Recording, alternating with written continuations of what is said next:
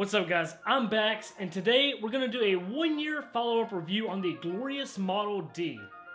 In this video, we'll give a breakdown on whether or not I still think it's a good value for here in 2021, and we'll also take a look at the condition of it to see how well it's held up over the past year. And just a side note, we're just over the 1-year anniversary of this mouse. Let's get it!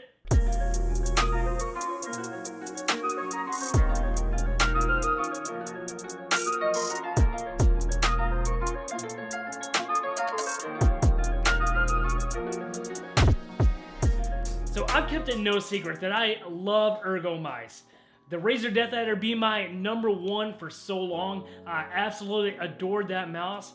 But then I saw the Glorious Model D. With its lightweight design, tasteful RGB, matte finish, and just looking so freaking sexy, I knew that this was a mouse I had to try. And needless to say, I was not disappointed. I actually love this so much that I made it my daily driver for the past year. That means for the past year, for about 2 to 3 hours at least every single day, I have used this mouse, and usually more than that. So how about 1 year later? How well has this mouse held up? Is it still worth that $50 price tag? Does it still hold up against some of the other mice that have come out since this one launched?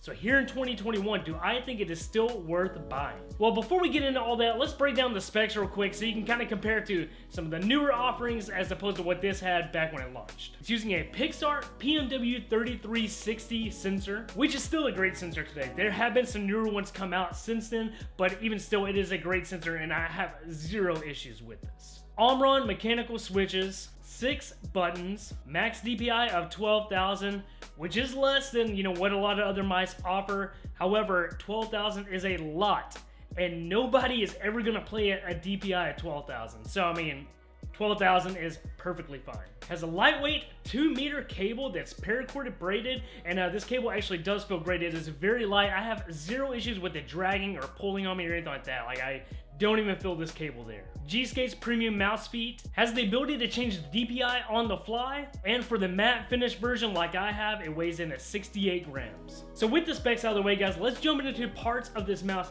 that I wish that they would address, and hopefully they will for like future iterations of this mouse. The RGB.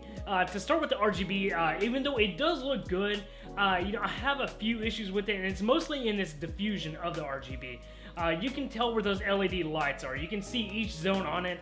And it's not the biggest deal, but when you're in a darker environment, it actually does stand out a pretty decent amount. And when you're trying to match certain aesthetics, that can be a little off-putting. And for me, I prefer to leave the lights at white, mainly because I'm not trying to get some crazy RGB colors going on, and I just really like that clean look of just using the white LEDs. However, I guess part of the diffusion of this, or maybe it's part of the LEDs, I don't really know, but something causes the LEDs to kind of have like a more of a pinkish hue instead of just plain white. Another thing I wish that they would address is cable angle. Thankfully on this mouse, the cable doesn't go right to the bottom where it connects, so it's not dragging or anything like that. But I wouldn't mind to see maybe them give it a slight angle up like some newer mice are coming out with. I think that could be a very handy touch right there, just to eliminate any drag at all. Thankfully it does have an extremely lightweight cable, so you don't feel it dragging. But if you're planning to not use this with a bungee, which I don't, it'd be nice to even eliminate any possibility of drag. And then the last thing that, is kind of more preference than anything, but I wouldn't mind to see this added on there, is modularity.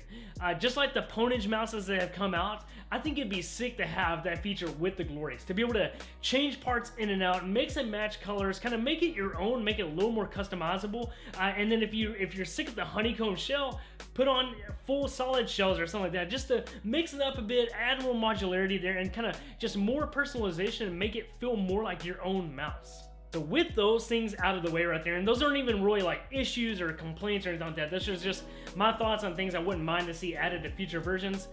I think this mouse is incredible. Like I said, I use this as my daily driver, and I play games. I mainly play a lot of FPS games. I play like Destiny 2, Battlefield, I play some Call of Duty, I play Left 4 Dead, just different things like that, and using this as my daily driver, and I even use it for editing. And so being, a multi-purpose, all-purpose mouse like that, I think it's been absolutely incredible. Starting with the ergo design, it just absolutely fits my hand just right. You know, I play with a bit more of a palm grip, and I can grip it just fine. I have zero issues lifting it off or pulling it off. It molds to my hands just right, and the left and right clicks, you know, they're nice, subtle, they just feel good.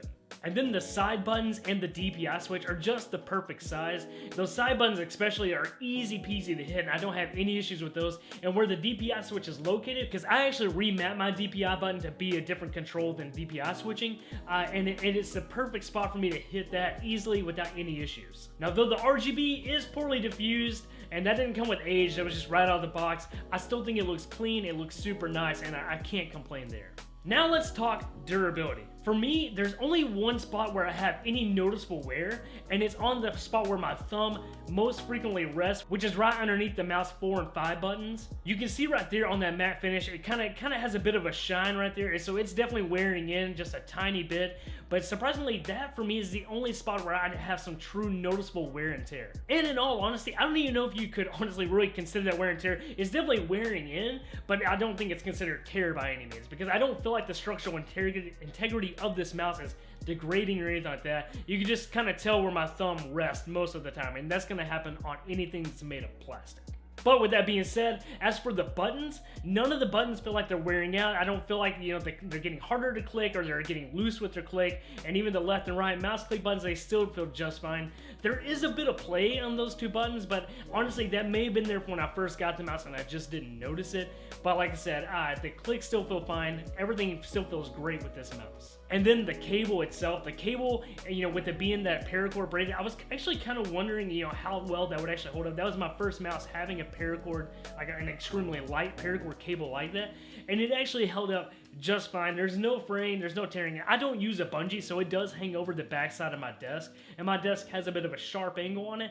No wearing, no tearing, no fraying or anything, and that's definitely a good thing to see. So while we're talking about buttons, let's go ahead and do a 1-year happy birthday sound test on this mouse so you can hear how the clicks still sound 1 year later.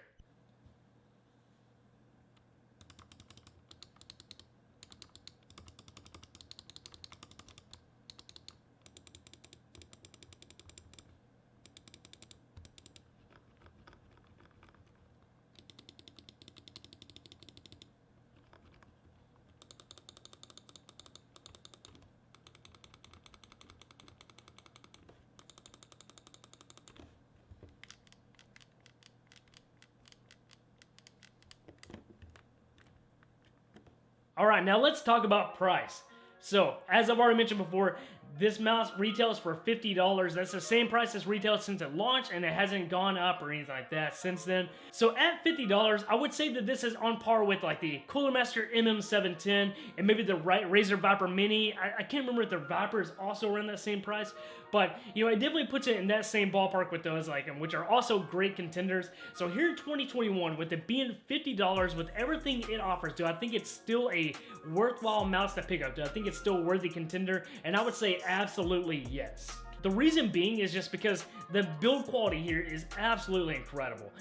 You know, with the Cooler Master mouse, even though it is a fantastic mouse, the build quality sometimes feels a little cheap. And of course, the Razer Viper Mini is incredible, but it's also a pretty small mouse. And like I said, for me, I'm an ergo guy. I need those ergo shapes. I don't like symmetrical shapes or anything like that. So for me, what you're getting here with an extremely lightweight design, great sensor, great clicks, and your choice between white, black, and also a matte or a like glossy finish and everything, I think it's an incredibly good deal, and I think it's an absolute steal at $50. The only other option I would say is that maybe if you want to pay 10 extra more, look at the Pwnage brand mouse, so you can actually look into getting your own fully customizable one right there. But other than that, at $50, yeah, it's definitely worth picking up here in 2021. I might even say you'd be crazy not to. I don't know. The future for Glorious is just absolutely bright. You know, they actually just the other day announced a new keyboard, a new 65% keyboard that they're about to come out, and you know, that gets me very, very excited. And that means also that they're probably getting ready to announce something big for their mice, and what I'm really hoping for is that we finally get the Glorious Model D wireless. I hope that we get that. You know, it's not guaranteed, and no, they haven't actually said anything about it yet, but that's my hopes right there. And guys, like I said, the future, and especially for 2021 here for Glorious, is looking very, very bright, and they are one of my most favorite peripheral companies right now to be checking out. So anyways, guys, to conclude the video, do I think it's worth $50 here in 2021 to buy the Glorious Model D? Absolutely yes. And guys, please don't sleep on this mouse. If you're looking for a new gaming mouse and you can get past the waffle cone design, that's probably the biggest hurdle for a lot of people. I'm telling you, you have a fantastic, great, well-constructed mouse right here, and worth every single penny. So anyways, guys, I thank you so much for checking out this video. If you liked it, please be sure to give a thumbs up on it, guys, and comment down below. Let me know what kind of mouse you're using. Are you using a wired? Are you using a wireless? Do you use a lightweight, heavier mouse? Ergo, symmetrical? What kind of mouse do you guys? Let me know in the comments down below. But anyways, guys, I hope you liked this video. Please like, comment, and subscribe, and stay tuned for some more reviews coming up in the future. And until next time, guys, stay swole. Peace.